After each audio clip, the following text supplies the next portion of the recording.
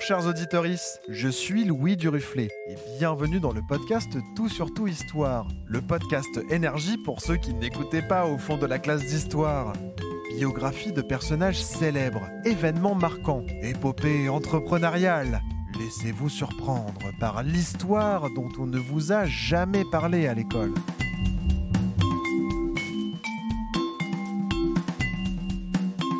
Dans l'épisode précédent, nous avons parlé de la genèse de la maison hantée de Disneyland, celle qu'on retrouve dans le tout premier parc Disneyland, mais aussi à Disney World, à Disneyland Paris, Tokyo, Shanghai, bref, dans tous les parcs en réalité. Et on s'était arrêté sur le scénario proposé par Ken Anderson, une maison de repos pour fantômes avec plein de petites histoires qui s'enchaînent.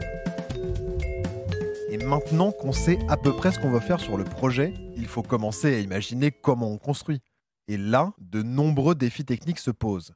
Un des enjeux les plus importants quand vous créez un parc d'attractions, c'est que ça doit être fluide tout le temps. Aussi complexe que soit votre machinerie, aussi impressionnant que soit votre effet, il faut qu'il puisse être répété dans un laps de temps plutôt rapide pour que tout le monde puisse le voir.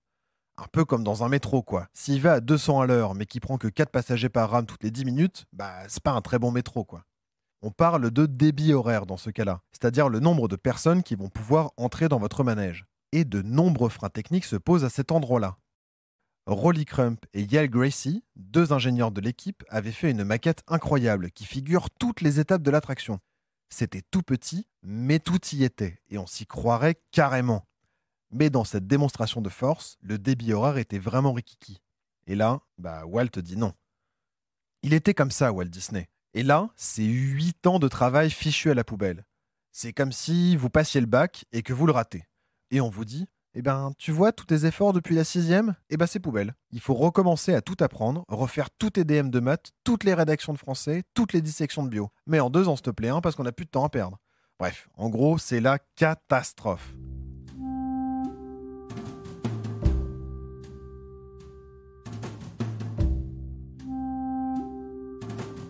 En 1964 sort le film Mary Poppins de Disney, un grand succès au box-office qui va remettre un peu d'argent dans les caisses de la compagnie. C'est également cette année-là que Walt Disney est invité à participer à la grande foire internationale de New York de 1964. Les foires internationales, c'est une exposition géante qui ont, je cite le Bureau international des expositions, un but principal d'enseignement pour le public, faisant l'inventaire des moyens dont dispose l'homme pour satisfaire les besoins d'une civilisation et faisant ressortir dans une ou plusieurs branches de l'activité humaine les progrès réalisés ou les perspectives. Bref, une giga-exposition des nouvelles technologies avec un but politique plutôt marqué. Ça n'est pas un hasard si ces foires naissent au XIXe siècle. C'est le siècle des nations. Dans chaque pays, on affirme une langue nationale. On affirme des cultures locales, comme la musique folklorique par exemple. Et bien sûr, on cherche à prouver que notre nation est la meilleure. Et c'est à ça que ça sert, les foires. Faire venir des gens du monde entier pour prouver qu'on est à la pointe de la technologie. En 1964, la guerre froide bat son plein. Une Europe se reconstruit et une Union soviétique à qui les Américains veulent en mettre plein la vue. De nombreuses entreprises se réunissent pour la foire. On y montre des voitures, des téléphones et on vante les mérites des entreprises américaines. Et l'expérience de Walt Disney pour organiser les foules, divertir et rendre spectaculaires des châteaux en plastique épate. Disney participe en créant des animatroniques. C'est des robots à taille humaine qui font des spectacles tout seuls. Autre nouveauté, l'entreprise Imagineering de Disney conceptualise le pavillon de Ford avec une attraction où on parcourt l'histoire de l'automobile. À cette occasion, les ingénieurs testent plein de nouvelles manières de créer du divertissement ou d'impressionner. Et ils inventent un wagon sur rail, l'Omnimover. Retenez bien ce nom, on y reviendra. C'est un grand succès de Disney. Allez, maintenant le travail sur le manoir hanté peut reprendre, on se remet au boulot.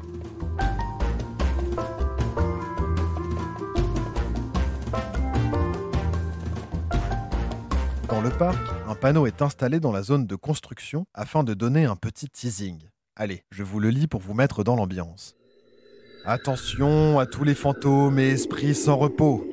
Venez passer votre après-vie dans le manoir hanté. Ne restez pas au soleil. Profitez d'une retraite active dans cet établissement huppé pour fantômes célèbres. Votre place inclut un permis de faire peur aux visiteurs de la galerie des portraits, une place au musée du surnaturel et une pierre tombale au cimetière.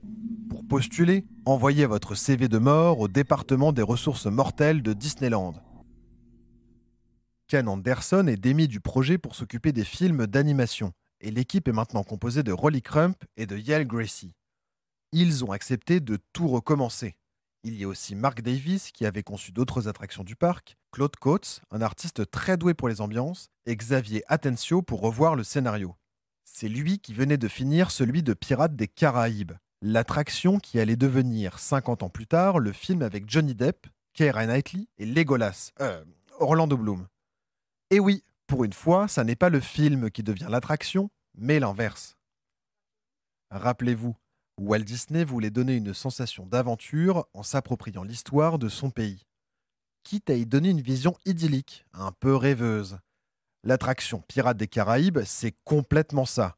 On voit des pirates idiots et alcooliques, le modèle à pas suivre, et de l'aventure. On descend une rivière, on voit des montagnes d'or et des trésors cachés, tout en rappelant un pan de l'histoire américaine du temps des comptoirs anglais.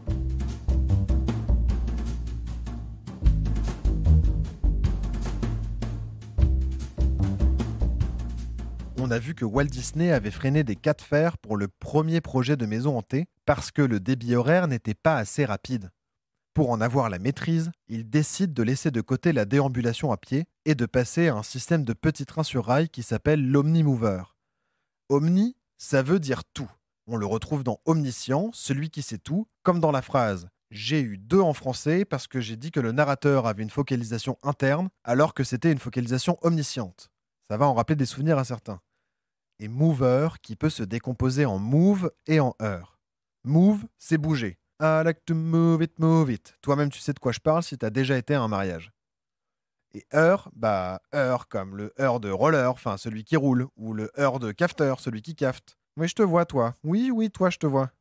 Donc on reprend. Omni, move et heure. Le bougeur de tout, quoi. Donc en gros, le petit train sur rail qui va devant, derrière et qui tourne aussi dans tous les sens. Déjà testé pendant la foire internationale de New York, ils savent que ça marche bien. Et ils se disent « Ok les gars, c'est la bonne, on y va ».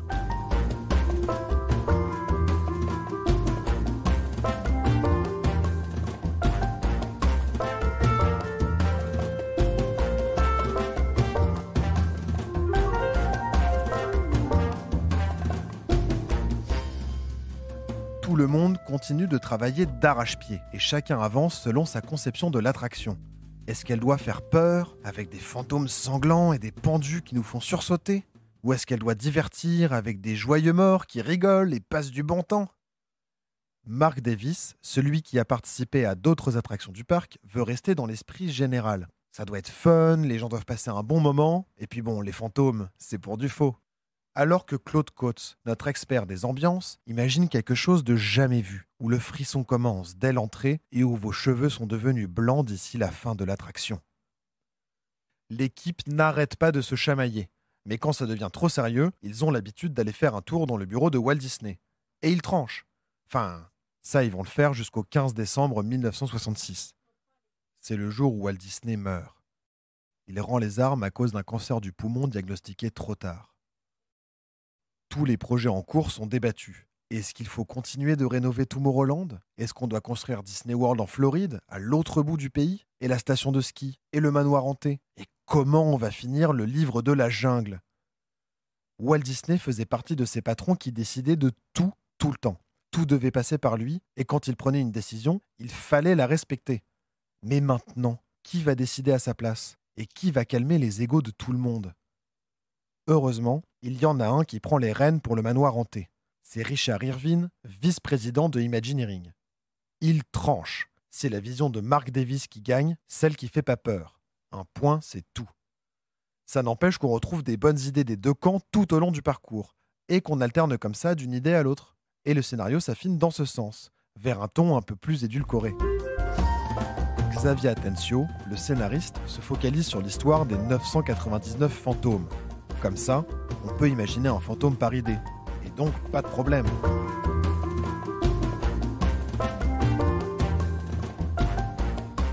Le 9 août 1969, un an avant la sortie des Aristochats, l'attraction ouvre ses portes. Ça fait donc 18 ans que des gens talentueux travaillent dessus sans relâche. Et le succès est immédiat. 82 516 personnes rien que le premier jour. Ils découvrent un manège pas comme les autres. Allez, je vous emmène faire un petit tour. On commence avec un salon d'attente. On s'agglutine tous dans la pièce, les serviteurs du manoir nous dressent les uns contre les autres, et boum! Le plafond s'éloigne et on perd tous ses repères. Ça commence de manière plutôt stressante. On arrive ensuite au corridor des portraits. D'ingénieux procédés de lumière, de peinture et de techniques avancées de sculpture nous font voir des tableaux qui changent de forme, des bustes à deux faces et des yeux qui nous suivent du regard. C'est à ce moment-là qu'on rentre dans les wagons de l'Omnimover. On commence alors par observer un couloir long, et long, et long, et long, et long, et long. Bon, j'arrête. Mais le couloir sans fin est vraiment impressionnant. Et déjà, des objets se mettent à flotter dès qu'on les regarde du coin de l'œil, sans compter les cercueils qui s'ouvrent tout seuls. Dans l'espace suivant, on arrive en pleine séance de spiritisme. La boule de cristal flotte, une voix s'élève dans les airs, mais impossible de trouver la voyante. Jusqu'à ce qu'on regarde mieux la boule de cristal. Elle est enfermée dedans et ordonne aux esprits de se manifester pendant que les éclairs tonnent au loin. La voyante s'appelle Madame Léota, du nom de l'animatrice qui a posé pour la boule de cristal. On arrive alors à la célèbre salle de bal. Je pense que c'est la partie la plus connue du manoir. En tout cas, c'est la partie que moi je connaissais le mieux et qui m'avait le plus marqué quand j'étais petit et que je regardais des vidéos de la maison hantée sur YouTube. Ici, on observe une salle de bal très grande avec plein de fantômes qui dansent. Des couples qui dansent la valse, des esprits qui volent en rond. Ça donne à croire que l'amour est éternel et ça, c'est beau. On arrive ensuite au grenier. Plein de petits effets sont utilisés pour raconter des histoires. On voit un pianiste très triste, un ensemble de bustes qui chantent, un fantôme qui perd la tête, et soudain, une grande descente au milieu de la forêt. Et là, on arrive au cimetière, plutôt joyeux pour le coup. Des fantômes qui jouent de la musique, des pierres tombales qui dansent, des petites scènes amusantes de fantômes qui jouent ensemble. Puis on se retrouve devant des miroirs. Là, c'est la mauvaise blague. Dans le miroir, on vous voit assis à côté d'un fantôme. Ça fout la frousse. Et c'est la fin du manège.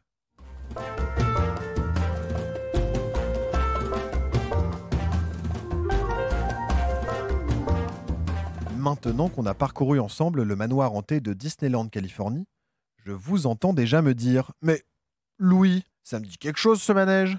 Alors là, deux options. La une, vous avez fait un rêve prémonitoire. Alors bravo, déjà je suis très impressionné et j'aimerais bien d'ailleurs avoir votre secret.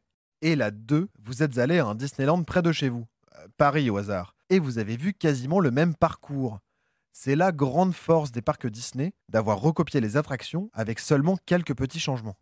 À Paris par exemple, le manoir est plutôt de style victorien, comme dans une Angleterre maléfique.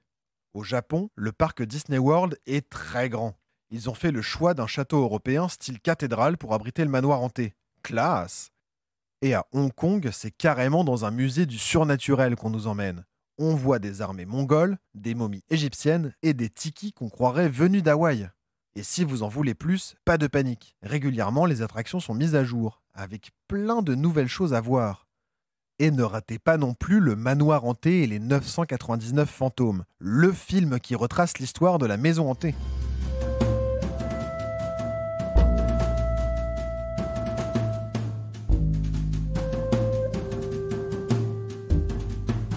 Avant de vous quitter, j'ai envie de vous faire hérisser les poils des bras en vous racontant des petites légendes autour du manoir hanté. Et c'est parti. Première histoire. Les attractions doivent être testées à de nombreuses reprises pour être sûr que tout soit au poil et fonctionne correctement. Claude Coates avait imaginé quelques attractions bien flippantes, tellement horrifiques qu'un testeur a eu une crise cardiaque et en est mort. Et il paraît qu'une des pierres tombales porterait son nom. Deuxième histoire. Vous vous souvenez de la boule de cristal avec le visage dedans, celle qui invoque les fantômes ? Ce que raconte Madame Léota, la voyante, ne vient pas de nulle part. on peut observer un livre sur la table de divination. Et ce livre serait un authentique grimoire de sorcière du XIVe siècle avec de vrais sortilèges dedans. Des visiteurs jurent l'avoir vu bouger tout seul, ce qui d'ailleurs pourrait tout à fait correspondre à un truc de l'attraction. Mais il paraît que des agents de nettoyage l'ont vu aussi, la nuit, quand tout est éteint. Merci d'avoir écouté jusqu'au bout, et souvenez-vous que c'est toujours bien compliqué de construire un parc d'attractions. Si on veut résumer, on pourrait dire qu'il faut une base solide, un empire du divertissement comme seul Walt Disney savait le faire. D'ailleurs, si vous voulez tout savoir sur Walt Disney, je vous invite à écouter la première partie de ce double épisode sur le manoir hanté. Ensuite, il faut une volonté de faire, créer le plus grand divertissement du monde. Enfin, il faut trouver les plus grands artistes de son temps, comme Ken Anderson, Rolly Crump, Xavier Atencio ou Yael Garci, des animateurs et autres experts en nouvelles attractions. Grâce aux technologies développées pour la Foire internationale de New York en 1964, l'équipe de construction du manoir hanté trouve la bonne manière de créer un parcours innovant. L'Omnimover est un petit wagon très pratique pour gérer les flux de public et s'assurer que l'attraction soit toujours pleine.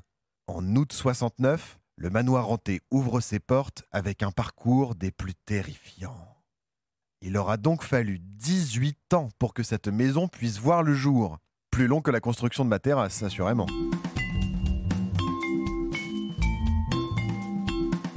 Merci d'avoir suivi assidûment cette deuxième et dernière partie sur le manoir hanté de Disney. Cet épisode a été écrit par Tracy Wilson et Holly Frey pour le podcast américain Stuff You Missed in History Class. Il a été réécrit, adapté et interprété par Louis Duruflé. À la production et à la réalisation, Amel Almia. À la rédaction en chef, Maude Ventura. Tout sur tout Histoire est un podcast Énergie et iHeart Podcast.